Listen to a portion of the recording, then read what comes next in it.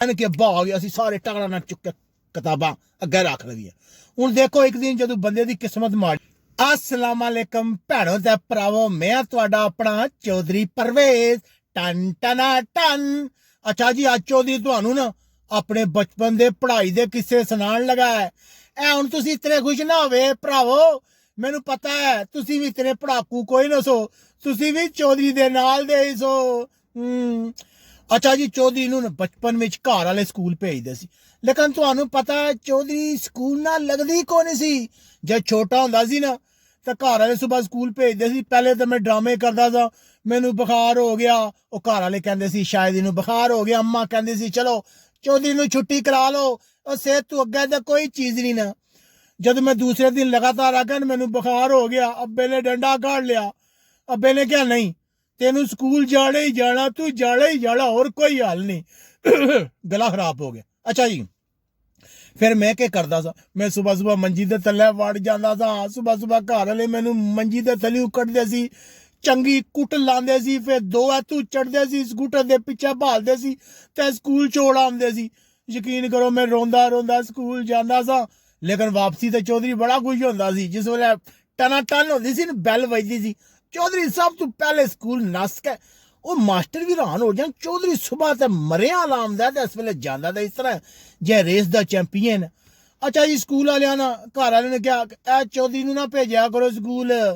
उन्हें कहा क्यों? कहंदे ने पहली तो गल है चौधरी पिछे बह के सह जांदा है, तुसीं इहनूं 4 परोठे खिला के भेज दिओ, दी नींदर ही नहीं पूरी होंदी, इहनूं थोड़ी रोटी दिया करो। अच्छा जी, जेड़ा भी मास्टर आंदा सी, कोई चौधरी नूं शमाल लै जा, कोई जनूबा लै जा, कोई अगे लै जा पिछे, लेकिन जेड़ा चौधरी दा ग्रुप होंदा सी फिर इकट्ठा हो जांदा सी नाल ही। ए मास्टर भी बड़े परेशान होए सी। उन्हां घर वाले ने कहा इहनूं लै जा, नहीं पढ़ना। फिर जदों अब्बा स्कूलों गल्लां घर सुन के आंदा सी, मैनू घर लैके आंदा सी, अद्धी कुट ते राह चलांदा सी, बाकी आके घर कुट लांदा सी। अब्बा कहंदा सी ए चौधरी ने नहीं पढ़ना, नहीं पढ़ना। फिर घर वाले क्या इस तरह कर दियां, इनू ट्यूशन बहाल दियां। घर वाले मैनू 2 ट्यूशनां लवा दित्तियां। अच्छा जी, ट्यूशन वाले पढ़ाते रहे। वो पहले घर वाले दस्से ही साडा बड़ा रिकॉर्ड साफ है, असीं ते नलायक तो नलायक बच्चे नूं पढ़ा छड्डदे आ। पर चौधरी ते वो भी फेल हो गए ना बाबा जी।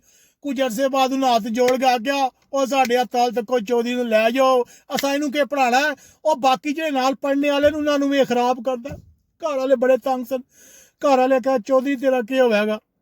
अच्छा जी, फिर अब्बे ने कहा चौधरी आज तो बाद तेनू मैं पढ़ाया करांगा। हुण की हुंदा सी भाजी, जब चौधरी स्कूल तू आना शाम का टाइम होंदा, अब्बे ने आखना चल भाई चौधरी किताबां लै आ।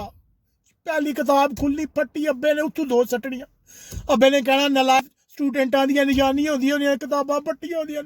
अच्छा जी, रोज़ यही कम होंदा सी। हुण असीं के करदे सां सारे भैणां भरा, जदों अब्बा बाहर जांदा सी ना, असीं वेड़े च क्रिकेट शुरू कर दिंदे सां।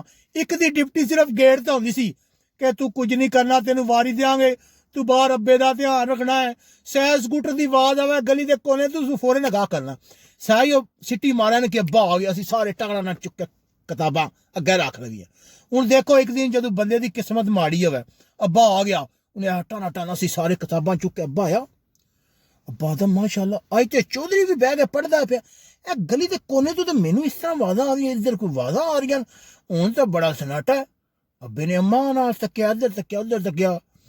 अब्बा भी सारा चौधरी का बड़ा यादर सी। उन्हें चौधरी उरा पढ़ाई करदा पिया, आगो ओ मेरी किस्मत माड़ी, मैनू याद नहीं, मैं तेरी किताब पुट्ठी पकड़ी सी। ओ मैनू कहंदे जलील इंसान थल्ले देख, मैं थल्ले देख गया तो मेरा रंग उड़ गया, एक रंग आया, मैनू समझ आ गया हुण मेरा क्या होने लगा। अब्बे ने चंगियां सट्टियां, उन्हें आख्या एक तो तू पढ़दा ने, उपर धोखाबाजी कर दे, हुण तेरा इलाज कर लिया दिया। उस तो बाद जब अब्बे ने मारना शुरू किया, सारा महला इकट्ठा हो गया। उन्हें आख्या चौधरी नूं छोड़ दे। उन्हें आख्या नहीं, आज चौधरी की चंगी टिकाई करांगे। चौधरी ते रुल गया।